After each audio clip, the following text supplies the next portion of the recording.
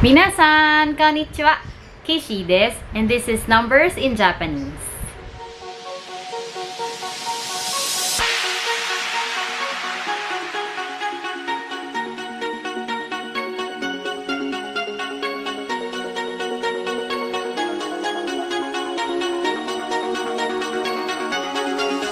Hello everyone, this is Kaycee.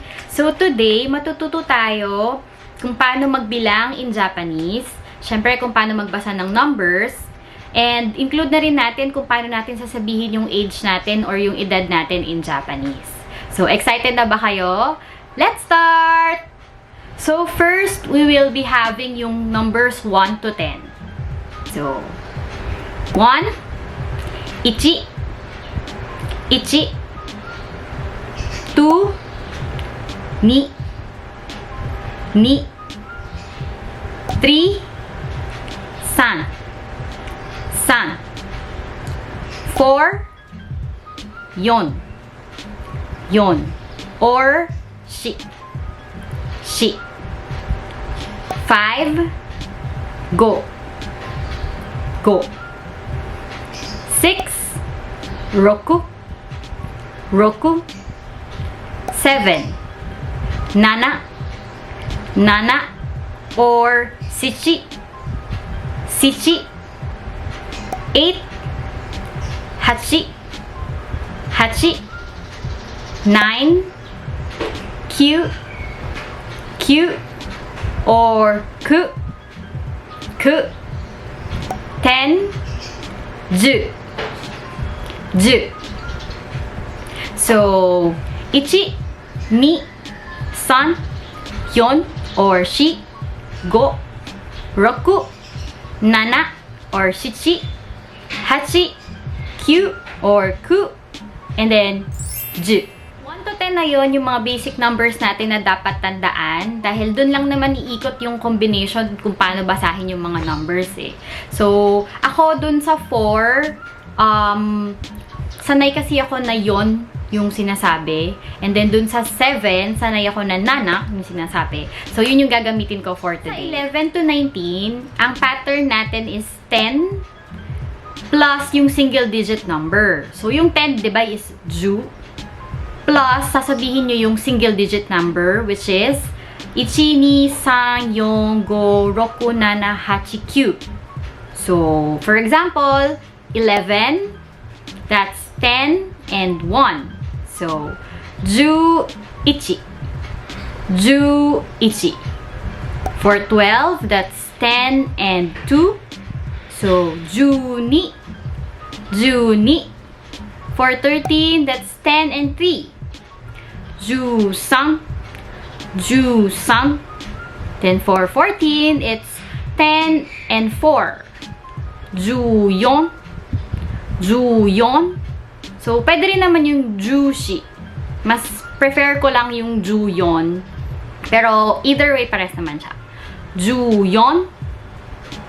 Then, for 15, that's 10 and 5. So, jugo. 16, juroku. 20 to 99, ang pattern natin is a single digit number times 10 plus a single digit number. So, for example, 20.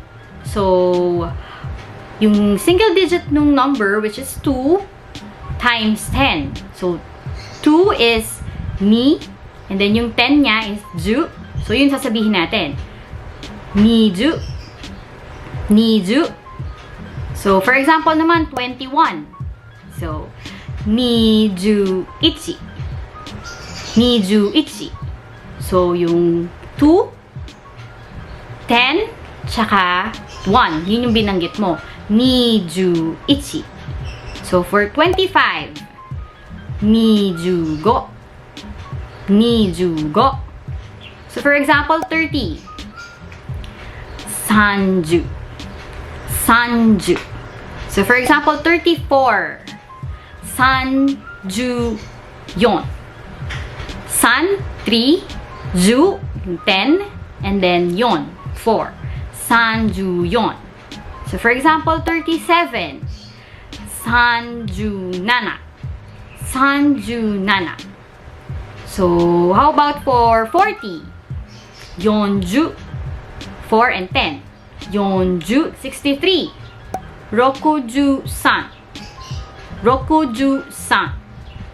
Pagka 70, 70. 70. Kunwari, 79. 79. 7. 10. Then 9Q. 79Q. For example, 88. 88. 88. Then for 90, we have 90. 90. So for example, 99. 99. 99. The numbers 1 to 99, pwede na natin include dito yung pagsasabi kung ano yung age natin in Japanese. So, for example, 19. So, 19. 19. Lalagyan mo lang siya ng sai. 19 sai. So, 19 years old. Sai is parang years old. Ganon. So, 19 sai. Pero pagka 27, 27. 27 sai. 27 years old. So, pagka 35, 35. 35 sai. Yun yung age. Kasi nga may sai. However, yung 20 nila, hindi natin sinasabi or hindi nila sinasabi na 20 sai. Hindi yun, mali yun. Ang sinasabi nila is hatachi. So, bakit iba? Kasi yung 20 sa Japanese is parang coming of age nila. So, ito yung legal age sa kanila. So, ang tawag is hatachi. So, ay 51 years old. So, 5, 10, and 1 yung sasabihin. Plus sai.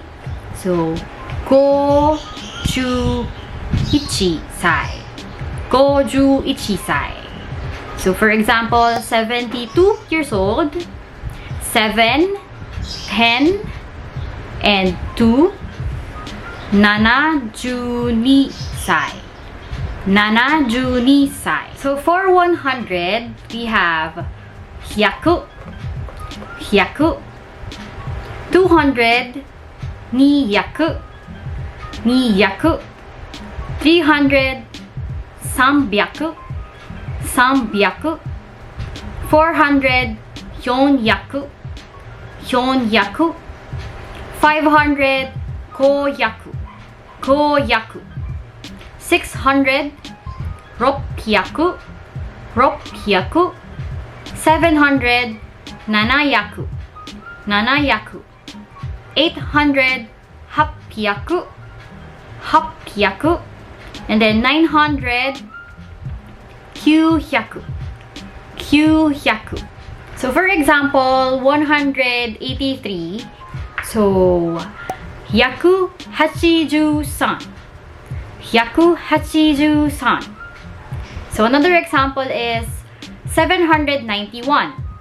So, 791. 791. 791. So, for example naman is 841. 841. 841. 841. So, for thousands, so 1,000, this is sen. Sen. So, for 2,000, ni sen. Ni sen. So, for 3,000, san zen. San zen. So, magiging zay instead of sen. San zen. So, 4,000, yon sen. Yon sen. 5,000, go sen. Go sen.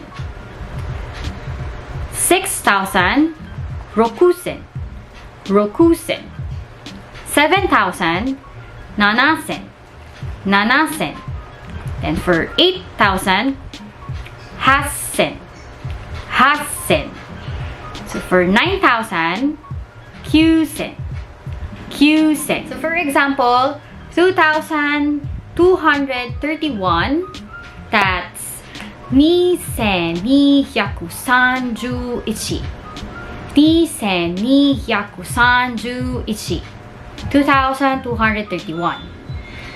Another example is 9,466.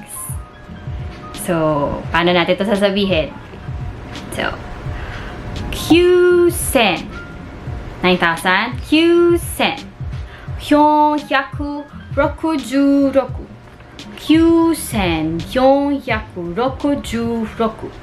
9,466. So, isa pang example, 3,685. 3,685. So, 3,685.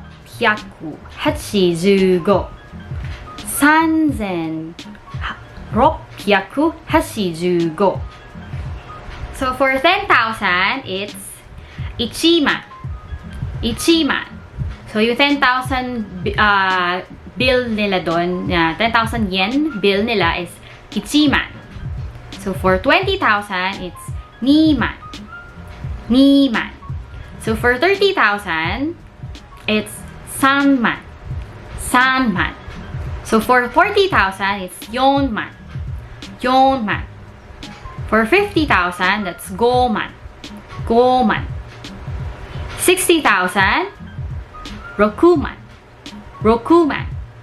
70,000, 7,000. 7,000. 80,000, 8,000. 8,000.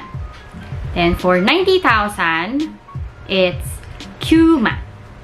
9,000. Para naman sa example, so medyo mahaba-haba to So ito, 17,891. So, paano natin sabihin in Japanese? 17,891. So, 17,891.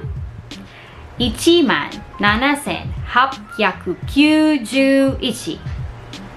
So, sana nakukuha nyo. Then, isa pang example. 96,245. So, that's 96,245. 96,245. So, that's it for numbers. Sana natuto kayong magbasa in Japanese kahit ang daming sinasabi para lang mabasa yung numbers in Japanese, no? Pero huwag kayong mawawalan ng pag-asa. Just keep on practicing. So, yung basic naman dun is yung 1 to 10 and then lahat naman ng number masasabi na. And please subscribe. Ganbatte kudasai. Arigatou gozaimasu. Bye-bye. じゃあねー。